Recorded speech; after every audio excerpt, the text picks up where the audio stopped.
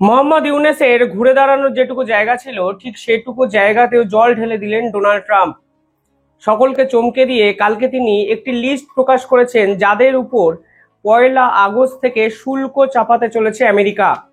উল্লেখযোগ্যভাবে মোহাম্মদ ইউনূস শেষ 3 মাস ধরে বিভিন্নভাবে ডোনাল্ড ট্রাম্পের সঙ্গে একাধিক চুক্তি করে, অন্তত ব্যবসায়িক চুক্তি করে ড্যামেজ কন্ট্রোলের চেষ্টা করলেও কার্যত দেখা যায় বাংলাদেশের উপর 35% শুল্ক চাপিয়ে দিয়েছেন ডোনাল্ড ট্রাম্প। 12টা দেশের তালিকা আমেরিকার পক্ষ থেকে প্রকাশিত করা হয়েছে এবং যদি আপনারা তালিকা বিশ্লেষণ করেন তাহলে বুঝবেন এই 12টা দেশকে অন্তত আমেরিকা তাদের হিসাবের মধ্যেই রাখছে না। বাংলাদেশের ক্ষেত্রে এই কথাটি এই যে পুরো বিষয়টি অত্যন্ত খারাপ একটা অবস্থার সৃষ্টি করবে, কারণ বাংলাদেশের একমাত্র টিম করে জ্বলে থাকা বস্ত্র শিল্প, যে বস্ত্র শিল্পের প্রধান মার্কেটই হলো আমেরিকা, সেই আমেরিকার দরজা বস্ত্র শিল্পের জন্য পাকাপাকিভাবে বন্ধ হয়ে গেল এই সিদ্ধান্তের পর। বাংলাদেশ একের পর এক ডিপ্লোম্যাটিক স্তরে তো ভুল করেইছে, জিওপলিটিক্যাল স্ট্র্যাটেজি তারা শেষ 1 বছরে তারা ঠিকই করতে পারেনি, ফলে তাদের উপর এই ধরনের সিদ্ধান্ত যে প্রত্যাশিত ছিল, ফলে তারা ছাড়া বাকি সবাই কিন্তু বুঝতে শুরু করেছিল। আমি একাধিক ভিডিওতে বলেছিলাম ডোনাল্ড ট্রাম্প কোনো অবস্থাতেই বাংলাদেশকে ছাড়বে না। মোহাম্মদ ইউনূস যতই ডোনাল্ড ট্রাম্পের গুণগ্রাহী নিজেকে দেখানোর চেষ্টা করুন, এই ডোনাল্ড ট্রাম্প শুধু ব্যবসা বোঝে। সেখানে মোহাম্মদ ইউনূস যেভাবে দিনের পর দিন ডোনাল্ড ট্রাম্পের বিপক্ষে একাধিক পদক্ষেপ নিয়েছিলেন, সেই কথা কিন্তু ডোনাল্ড ট্রাম্প মাথায় রাখবে। এবং আজকে যে লিস্ট প্রকাশিত হয়েছে তাতে দেখা যাচ্ছে মোহাম্মদ ইউনূসকে ছাড় দেওয়ার কোনো জায়গাই নেই, উল্টে 35% হিউজ একটা ট্যারিফ লাগিয়ে দেওয়া হয়েছে বাংলাদেশের উপর। এর ফলে বাংলাদেশের বস্ত্র শিল্পের যে মার্কেট তা কিন্তু আমেরিকার মার্কেট সম্পূর্ণভাবে বন্ধ হয়ে গেল। সেই তালিকায় কোন কোন দেশ আছে আমি নিঃসন্দেহে আলোচনা করব, তারপর আমি বলবো মোহাম্মদ ইউনূসকে এই মুহূর্তে বাঁচাতে পারতো কে। দেখুন, সেই তালিকায় আছে দক্ষিণ Korea, Japan, Bosnia, Thailand, Cambodia, Serbia, Indonesia, Tunisia, Myanmar, Laos, দক্ষিণ আফ্রিকা, যারা ব্রিক্স সামিট অর্গানাইজ করছে, যে ব্রিক্সকে নিয়ে কালকে ডোনাল্ড ট্রাম্প অ্যান্টি আমেরিকান বলেছিলেন, সেই দক্ষিণ আফ্রিকার উপরেও কিন্তু ট্যারিফ চাপানো হয়েছে। যদিও দক্ষিণ আফ্রিকা সব সরকারের কাছে এটা প্রেডিক্টেবল ছিল এবং এর জন্য এরা চায়নার দিকে আগেই কিন্তু ঝুঁকেছিল এবং ভারতের দিকে তারা অলরেডি ঝুঁকে ছিল, ফলে ওরা জানতো এই ট্যারিফটা আসছে তাদের উপর। কাজাকিস্তান এবং মায়ানমার, এই যে পুরো লিস্ট আমি বললাম, এবং মালয়েশিয়া আছে, আপনারা আগেই আমি বলেছি। এই যে লিস্ট আমি বললাম, এখানে সব থেকে চমকে দেওয়া দুটো নাম, তা হলো জাপান এবং বাংলাদেশ। কেন আমি বলছি চমকে দেওয়া? প্রথম কথা, জাপান হলো আমেরিকার পার্টনার একটি দেশ। জাপানের একাধিক এয়ারবেস এখন আমেরিকা কন্ট্রোল করে। এর কিন্তু আলাদা জিওপলিটিক্যাল সিগনিফিকেন্স আছে। এই ইমিডিয়েটলি ভারতের উচিত জাপানের সঙ্গে সখ্যতা বাড়ানো এবং সম্পর্ককে দৃঢ় করা। আপনারা জানেন 7 সিস্টার্স ইতিমধ্যে জাপান এবং ভারত একাধিক গুরুত্বপূর্ণ প্রজেক্ট নিয়ে নিয়েছে এবং 22,000 কোটি টাকা ইনভেস্ট করছে দুই রাষ্ট্র মিলে। ফলে এটা নিয়ে আমি আলাদা একটি সেপারেট ভিডিও বানাবো। বাংলাদেশের প্রেক্ষাপটটা বোঝার চেষ্টা করুন। বাংলাদেশের এই মুহূর্তে প্রধান শিল্প কি? বস্ত্র শিল্প। টোটাল জিডিপির 10% কিন্তু বস্ত্র শিল্প দ্বারা নিয়ন্ত্রিত। শেষ 20 বছরের বাংলাদেশের যে জিডিপির অবস্থা তা কিন্তু সর্বনিম্ন জায়গায় গেছে এবং বাংলাদেশে প্রায় 150টির বেশি কারখানা বন্ধ হয়ে গেছে এবং 60,000-এর বেশি বস্ত্র শ্রমিক যারা বস্ত্র শিল্পের সঙ্গে যুক্ত তারা কিন্তু কর্মহীন হয়েছেন। অর্থাৎ বস্ত্র শিল্পের অবস্থা শেষ 1 বছরে এমনিই শেষ হয়ে গেছে। একাধিক রিপোর্টে প্রকাশিত হয়েছে ভারতবর্ষের প্রায় 1,000 কোটি টাকার মুনাফা হয়েছে বাংলাদেশের এই বস্ত্র শিল্পের অবমূল্যায়নের জন্য, অবনমনের জন্য। ফলে এমনিতেই বস্ত্র শিল্পের অবস্থা অত্যন্ত খারাপ জায়গায় চলে গেছে। বস্ত্র শিল্পীদের উপর আন্দোলনের বিপক্ষে বাংলাদেশের পুলিশ তাদের উপর গুলি চালানো নিদর্শন দেখা গেছে। এই প্রেক্ষাপটে দাঁড়িয়ে সেই বস্ত্র শিল্পের জন্য কোনো জায়গায় আর বাকি রাখলো না আমেরিকা। এবং আপনাদেরকে উল্লেখযোগ্যভাবে একটু মনে করিয়ে দিতে চাই, এই মোহাম্মদ ইউনূস শেষ 3 মাস আগে একটি চিঠি ডোনাল্ড ট্রাম্পকে লিখেছিলেন, যেখানে তিনি পায়ে ধরে ভিক্ষা চান এবং বলেন, আমরা আপনাদের জন্য বাংলাদেশের এগ্রিকালচার মার্কেটকে ওপেন করে দেবো, আপনি শুধুমাত্র ট্যারিফটি আমাদের উপর চাপাবেন না। এবার এগ্রিকালচার মার্কেট সম্পর্কে বাংলাদেশের মানুষ, অন্তত বাংলাদেশের মিডিয়া প্রচার করে না। ভারতের সঙ্গে ডোনাল্ড ট্রাম্পের বর্তমানে ট্রেড ওরিয়েন্টেড যে প্রধান ডিসপুটের যে ঝামেলাটা হচ্ছে সেটা কিন্তু এই এগ্রিকালচার প্রোডাক্টকে নিয়ে। ডেয়ারি প্রোডাক্ট এবং এগ্রিকালচার প্রোডাক্টের উপর আমেরিকার হস্তক্ষেপ কোনোভাবে ভারতবর্ষ চায় না, কারণ এটা শুধুমাত্র ভারতবর্ষের মূল ভিত্তিটা নয়, এটা ভারতবর্ষের কালচারাল একটা মাধ্যম, অর্থাৎ এটা ভারতবর্ষের সংস্কৃতির সঙ্গে যুক্ত। এগ্রিকালচার প্রোডাক্ট যদি আমেরিকার মার্কেট মানে আমেরিকা থেকে ভারতবর্ষে আসে, তাহলে ভারতের কৃষিজাত যারা দ্রব্যের সঙ্গে যুক্ত তাদের মার্কেট কিন্তু ডাউন শুধু হবে তাই নয়, ভারতীয়দের মধ্যে ভেজ নন ভেজ বিভিন্ন কালচারাল যে এক্সচেঞ্জ হয় সেটাও কিন্তু এফেক্টেড হবে, যা ভারত সরকার আমেরিকাকে সরাসরি জানিয়ে দিয়েছে। আর মোহাম্মদ ইউনুস কি করেছেন, তিনি ডোনাল্ড ট্রাম্পকে চিঠি লিখে দিয়েছেন যেখানে একটি লাইন আছে যে আমরা এগ্রিকালচার প্রোডাক্টের উপর ছাড় দেব, দয়া করে আমাদের উপর এই ট্যারিফটি লাগাবেন না। এই ট্যারিফের যুদ্ধে ডোনাল্ড ট্রাম্প কি করলেন?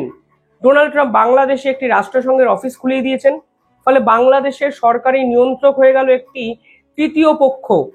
ডোনাল্ড ট্রাম্প মানব করিডোর ইতিমধ্যেই কনফার্ম করে নিয়েছেন বাংলাদেশের দ্বারা, অর্থাৎ আমেরিকা এবার বাংলাদেশকে কাজে লাগিয়ে মায়ানমারের যে যুদ্ধ হচ্ছে, গৃহযুদ্ধ হচ্ছে, সেই আরাকান আর্মিদের হাতে অস্ত্র পৌঁছে দেবে।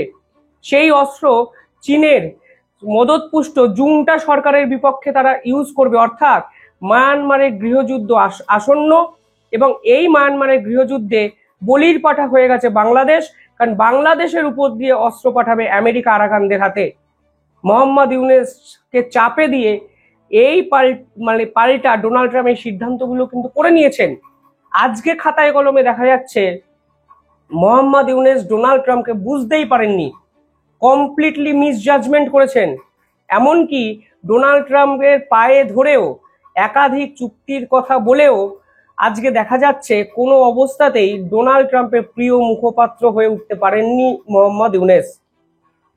ভারত এখানে কি করেছে, কেন ভারতের ভূমিকাটা ইম্পর্টেন্ট?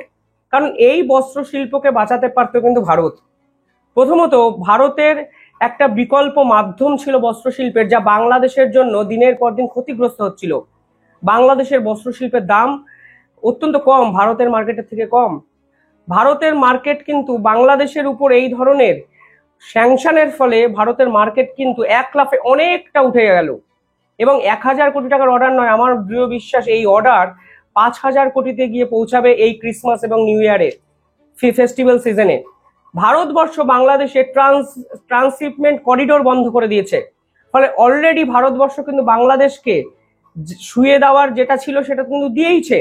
এই ট্রান্সশিপমেন্ট ফেসিলিটি মানে ভারতবর্ষের একাধিক এয়ারপোর্টকে ব্যবহার করতে পারতো বাংলাদেশ, এবং সেই এয়ারপোর্টকে ব্যবহার করে ফ্রান্স, ইতালি, ইউরোপীয় ইউনিয়ন একাধিক দেশে কিন্তু বস্ত্র শিল্প ছড়িয়ে পড়তো, বাংলাদেশের বস্ত্র ছড়িয়ে পড়তো। সেই ট্রান্সশিপমেন্ট ফেসিলিটি বন্ধ, ফলে বাংলাদেশের বস্ত্র শিল্পের অবস্থা, ইম্পোর্ট এক্সপোর্টের এই যে ব্যবসা, তা কিন্তু ইতিমধ্যেই ঘায়েল করে দিয়েছে ভারতবর্ষের এই একটা পদক্ষেপ। পাশাপাশি ভারত যেটা করেছে, ল্যান্ড পোর্ট বন্ধ করে দিয়েছে, ফলে জলপথে আসাই হলো একমাত্র বাংলাদেশের কাছে প্রধান মাধ্যম, যা যদি বাংলাদেশের ব্যবসায়ীরা এফোর্ড করতে পারে তাহলে বাংলাদেশের বস্ত্রের দাম কিন্তু অনেকটা বেড়ে যাবে, অর্থাৎ প্রতিযোগিতায় কিন্তু বাংলাদেশের বস্ত্র ইতিমধ্যেই পিছিয়ে পড়লো। ফলে একটা ট্রান্সশিপমেন্ট ফেসিলিটি বন্ধ, 2 নম্বর বিভিন্ন ল্যান্ড পোর্ট বন্ধ করে দেওয়া হয়েছে বাংলাদেশের বিভিন্ন বস্ত্র শিল্পের জন্য, অর্থাৎ ল্যান্ড পোর্ট এবং ট্রান্সশিপমেন্ট ফেসিলিটি বন্ধ করে বাংলাদেশের বস্ত্র শিল্পের মেরুদণ্ডটা ভেঙে দিয়েছিল ভারত। আজকে ডোনাল্ড ট্রাম্পের এই 35% ট্যারিফ কফিনের শেষ পেরেকটি কিন্তু পুঁতে দিল। মোহাম্মদ ইউনুস করলেনটা কি শেষ 1 বছরে? আজকে যে ছাত্র নেতারা, সেদিনের এই জুলাই বিপ্লবের ছাত্র নেতারা আজকে দেখুন অসহায়, এদের সঙ্গে মানুষ নেই। কোনো এক ভিন্ন দেশে বসে কোনো এক ইউটিউবার বাংলাদেশের মানুষকে প্রতিনিয়ত উস্কে গেছেন, এবং এই উস্কানির জন্য 32 নম্বর ধানমন্ডির বঙ্গবন্ধুর বাড়িকে ভেঙে ফেলা হয়েছে। বঙ্গবন্ধুর একাধিক মূর্তিকে তারা দিনের পর দিন নষ্ট করেছেন। ভারতবর্ষের মতো একটি দেশ যারা প্রথম থেকে 1971 সালের মুক্তিযুদ্ধর সময় থেকে ভারতবর্ষের পাশে থেকেছে, মানে সেই ভারতবর্ষকে আজকে তারা প্রধান শত্রু বানিয়ে ফেলেছে শুধুমাত্র ফ্রান্সে বসে কোনো এক ইউটিউবার, আমেরিকায় বসে কোনো এক ইউটিউবার দিনের পর দিন উস্কানিমূলক কথাবার্তা বলে এদেরকে ব্রেন ওয়াশ করে দিয়েছে। এই মোহাম্মদ ইউনূস যখন ডোনাল্ড ট্রাম্পকে 3 মাস আগে চিঠি লেখে এবং তার পরের দিনই কাকতালীয়ভাবে ডোনাল্ড ট্রাম্প 3 মাসের জন্য এই শুল্ক নীতিকে প্রত্যাহার করেন, তখন এই বাংলাদেশের মিডিয়া কি প্রচার করেছিল জানেন? বলা হয়েছিল মোহাম্মদ ইউনূসের চিঠির পরেই ডোনাল্ড ট্রাম্প সিদ্ধান্ত প্রত্যাহার করেছে। আসলে সেদিনও আমি বলেছিলাম মোহাম্মদ ইউনূসের এই চিঠি ডোনাল্ড ট্রাম্প পাত্তাই দেননি।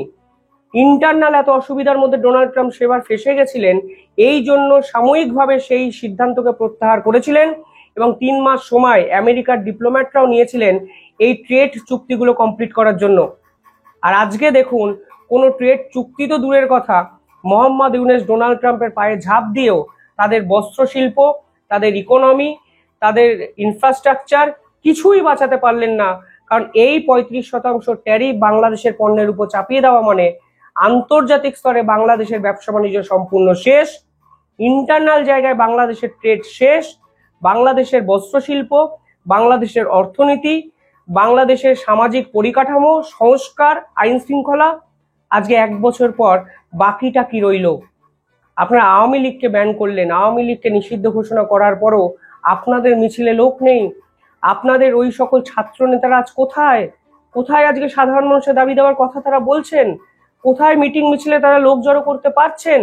উল্টে গণপিটুনির শিকার হয়েছেন কতজন? আজকে আওয়ামী লীগকে নিষিদ্ধ করেই যদি আপনাদের এই অবস্থা হয়, যখন আওয়ামী লীগ আপনাদের সামাজিক স্তরে ফিরবে তখন আপনাদের কি অবস্থা হবে? শুধুমাত্র বিদেশ থেকে বসে থাকা 2 ব্যক্তি আপনাদেরকে পরিচালনা করলো, ডিপ স্টেটের কোটি কোটি টাকা আপনাদেরকে নিয়ন্ত্রণ করলো, আর আপনারা আপনাদের দেশটাকে সম্পূর্ণভাবে বিক্রি করে দিলেন, বিকিয়ে দিলেন।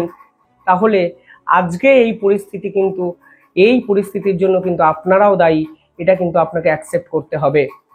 ডোনাল্ড ট্রাম্প আজকে যে সিদ্ধান্ত নিয়েছেন সেখানে একটি শর্ত তিনি জুড়ে দিয়েছেন। তিনি বলেছেন যদি যুক্তরাষ্ট্রে বিভিন্ন কোম্পানি বা ট্রেডিংগুলো তারা ফের চালু করেন, এই কোম্পানি যেগুলো ছিল চালু করেন, তাহলে তিনি ভেবে দেখবেন। আলটিমেটলি বাংলাদেশের বস্ত্র শ্রমিকরা আমেরিকায় গিয়ে তো আর কাপড় জামা বানাবে না। ফলে বৃহত্তর প্রেক্ষাপটে যদি আপনারা ভাবেন, এই চুক্তি মোহাম্মদ ইউনূসের কফিনের শেষ পেরেকটি পুঁতে দেওয়া ছাড়া আর কিচ্ছু নয়। 3 মাস আগে আমি বলেছিলাম, আজকে 8ই জুলাই 2025, আজকের দিনে দাঁড়িয়েও আমি কিন্তু বললাম এখান থেকে বাংলাদেশের ঘুরে দাঁড়ানো কার্যত অসম্ভব, অসম্ভব, অসম্ভব। যিনি বাঁচাতে পারতেন বা যে বাঁচাতে পারতেন সেই ভারত আজকে বাংলাদেশের পাশে নেই। ভারতের মার্কেটের অ্যাক্সেসটা যদি এই বাংলাদেশের জন্য থাকতো, বাংলাদেশের অর্থনীতিটা অন্তত এই জায়গায় গিয়ে ডুবতো না। কিভাবে দেখছেন আপনারা পুরো বিষয়টি কমেন্টে জানাবেন। ধন্যবাদ।